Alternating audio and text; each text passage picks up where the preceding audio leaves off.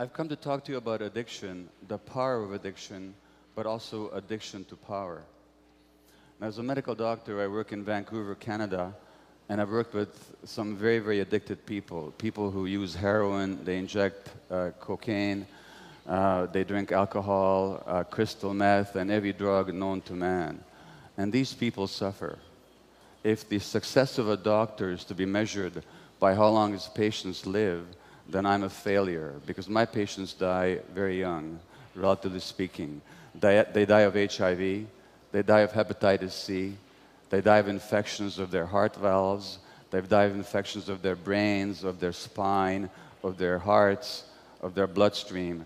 They die of suicide, of overdose, of violence, of accidental deaths. And if you look at them, you call to mind the words of the great Egyptian novelist Naguib Mahfouz, who wrote, "Nothing records the effects of a sad life as graphically as the human body," because these people lose everything. They lose their health, they lose their beauty, they lose their teeth, they lose their wealth, they lose human relationship, and in the end, they often lose their lives.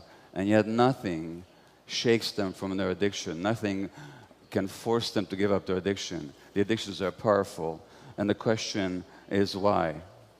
And as one of my patients said to me, "I'm not afraid of dying," he said, "I'm more afraid of living." And the question we have to ask is, why are people afraid of life? And if you want to understand addiction, you can't look at what's wrong with the addiction, you have to look at what's right about it. In other words, what is the person getting from the addiction? What are they getting that otherwise they don't have? And what addicts get are relief from pain.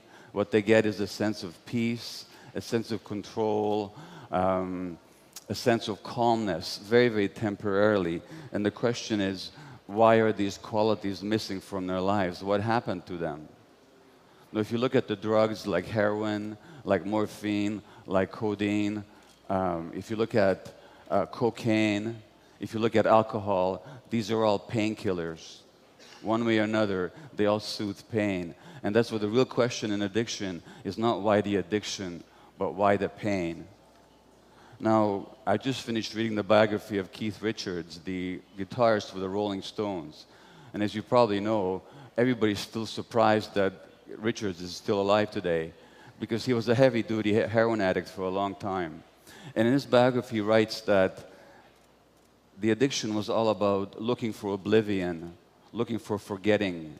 He said, the contortions that we go through just not to be ourselves for a few hours. And I understand that very well myself, because I know that discomfort with myself. I know that discomfort being in my own skin. I know that desire to escape from my own mind. The great British psychiatrist R.D. Laing said that there are three things that people are afraid of. They're afraid of death, of other people, and their own minds. And for a long time in my life, I wanted to distract myself from my own mind, because I was afraid to be alone with it. And how would I distract myself? Well, I've never used drugs, but I've distracted myself through work and throwing myself into activity. And I've distracted myself through shopping. In my case, for classical compact music, classical compact discs. But I've been a real addict that way. One week I spent $8,000 on the classical compact discs, not because I wanted to, but because I couldn't help going back to the store. And as a medical doctor, I used to deliver a lot of babies. And once I left a woman in labor in hospital to get a classical piece of music. And I still could have made it back to the store, to the hospital on time. But once you're in the store, you can't leave, because there are these evil classical music dealers in the aisles, you know, who, "Hey, buddy, have you listened to the latest Mozart symphony cycle? You haven't? Well," so I missed the delivery of that baby. And I'd come home and I lie to my wife about it, like any addict. I would lie about it. And I would ignore my own children because of my obsession with work and with music. So I know what that escape from the self is like. And my definition of addiction is any behavior that gives you temporary relief, temporary pleasure, but in the long term causes harm, has some negative consequences, and you can't give it up despite those negative consequences. And from that perspective, you can understand that there's many, many addictions. Yes, there's the addiction to drugs, but there's also the addiction to consumerism. There's the addiction to sex, to the internet, to shopping, to food.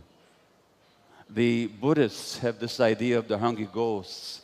The hungry ghosts are creatures with large empty bellies and small scrawny necks and tiny little mouths, so they can never get enough. They can never fill this emptiness on the inside. And we all hungry ghosts in this society. We all have this emptiness. And so many of us are trying to fill that emptiness from the outside. And the addiction is all about trying to fill that emptiness from the outside. Now, if you want to ask the question of why people are in pain, you can't look at their genetics. You have to look at their lives. And in the case of my patients, my highly addicted patients, it's very clear why they're in pain, because they've been abused all their lives. They began life as abused children. All the women I worked with over a 12-year period, hundreds of them, they had all been sexually abused as children. And the men had been traumatized as well. The men had been sexually abused, neglected, physically abused, abandoned, and emotionally hurt over and over again. And that's why the pain. And there's something else here too. The human brain itself, as you heard already, develops an interaction with the environment. It's not just genetically programmed. So the kind of environment that a child has will actually shape the development of the brain. Now, I can tell you about two experiments with mice. You take a little mouse and you put food in his mouth, and he'll eat it and enjoy it and swallow it. But if you put the food down a few inches away from his nose, he will not move to eat it. He will actually starve to death rather than eat. Why? Because genetically, they knocked out the receptors for a chemical in the brain called dopamine. Dopamine is the incentive motivation chemical. Dopamine flows whenever we're motivated, excited, vital, vibrant, curious about something, when we're seeking food or a sexual partner. Without the dopamine, we have no motivation. Now, what do you think the addict gets? When the addict shoots cocaine, the addict shoots crystal meth, or almost any drug, they get a hit of dopamine in their brain. And the question is, what happened to their brains in the first place? Because it's a myth that drugs are addictive. Drugs are not by themselves addictive, because most people who try most drugs never become addicted. So the question is, why are some people vulnerable to be addicted? Just like food is not addictive, but to some people it is. Shopping is not addictive, but to some people it is. Television is not addictive, but to some people it is. So the question is, why the susceptibility? There's another little experiment with mice where infant mice, if they're separated from the mothers, will not cry for their mothers. Now, what would that mean in the wild? It means that they would die, because only the mother protects the child's life and nurtures the child. And why? Because genetically, they knocked out the receptors, the chemical binding sites in the brain for endorphins. And endorphins are our indigenous morphine-like substances. Endorphins are our own natural painkillers. And what morphine or what endorphins also do, they make possible the experience of love. They make possible the experience of attachment to the parent and the parent's attachment to the child. So these little mice without endorphin receptors in their brains will actually not call for their mothers. In other words, the addiction to these drugs, and of course the heroin and the morphine, what they do is they act on the endorphin system. That's why they work. And so the question is, what happens to people that they need these chemicals from the outside? Well, what happens to them is when they're abused as children, those circuits don't develop. When you don't have love and connection in your life, when you're very, very young, then those important brain circuits just don't develop properly. And under conditions of abuse, things just don't develop properly, and their brains then are susceptible when they do the drugs. Now they feel normal, now they feel pain relief, now they feel love. And there's one patient said to me that when I first did heroin, she said, it felt like a warm, soft hug, just like a mother hugging a baby. Now,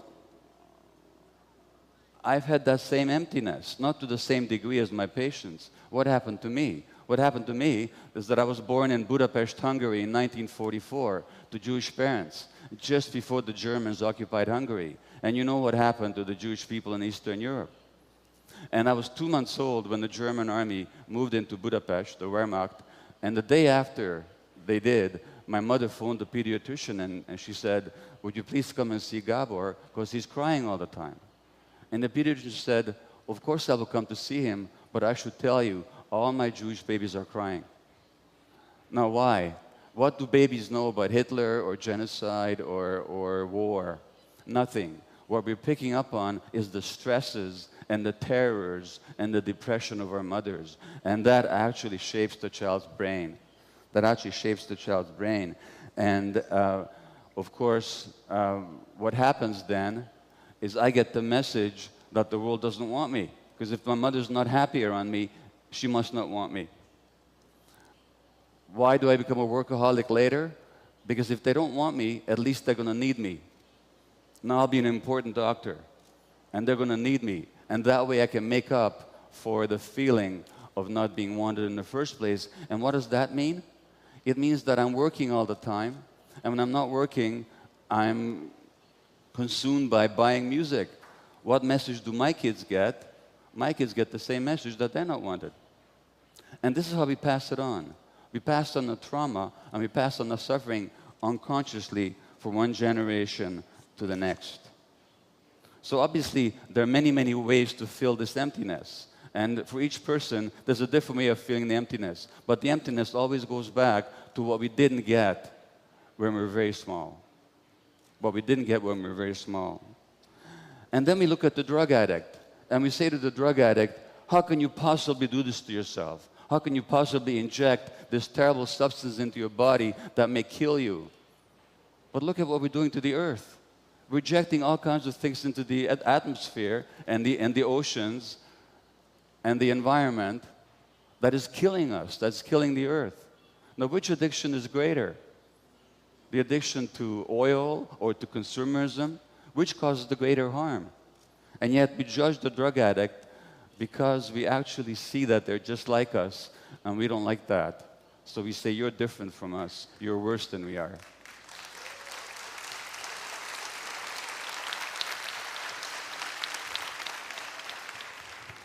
On the plane to Sao Paulo and Rio de Janeiro, I was reading the New York Times on June the 9th, and it was an article about Brazil. And the article was about a man called Nigio Gomes, a leader of the Guarani people in the Amazon, who was killed last November.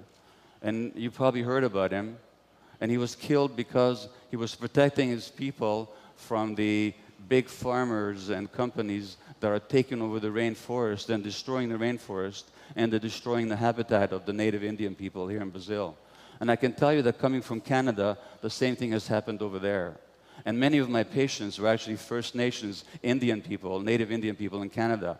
And they are heavily addicted. They make up a small percentage of the population, but they make up a large percentage of the people in jail, the people who are addicted, the people who are mentally ill, the people who commit suicide. Why? Because the lands were taken away from them, and because they were killed and abused for generations, generations, and generations.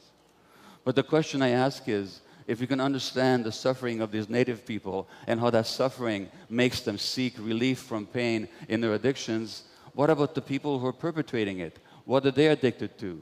Well, they're addicted to power. They're addicted to wealth. They're addicted to acquisition. They want to make themselves bigger. And when I was trying to understand the addiction to power, I looked at some of the most powerful people in history. I looked at Alexander the Great. I looked at Napoleon. I looked at Hitler. I looked at Genghis Khan. I looked at Stalin. It's very interesting when you look at these people. First of all, why did they need power so much? Interestingly enough, physically, they were all very small people, my size, or smaller, actually smaller. They came from outsiders. They were not part of the major population. Stalin was a Georgian, not a Russian. Napoleon was a Corsican, not a Frenchman. Alexander was a Macedonian, not a Greek. And Hitler was an Austrian, not a German. So a real sense of insecurity and inferiority. And they needed power to feel okay in themselves, to make themselves bigger. And in order to get that power, they're quite willing to fight wars and to kill a lot of people, just to maintain that power. I'm not saying that only small people can be power hungry, but it's interesting to look at these examples, because power, the addiction to power, is always about the emptiness that you try and fill from the outside. And Napoleon, even in exile, on the island of St. Helena, after he lost power, he said, "I love power. I love power." He couldn't think of himself without power. He had no sense of himself without being powerful externally. And that's very interesting when you compare it to people like the Buddha or Jesus. Because if you look at the story about Jesus and Buddha, both of them were tempted by the devil. And one of the things that the devil offers them is power, earthly power. And they both say no. Now, why do they say no? They say no because they have the power inside of themselves. They don't need it from the outside.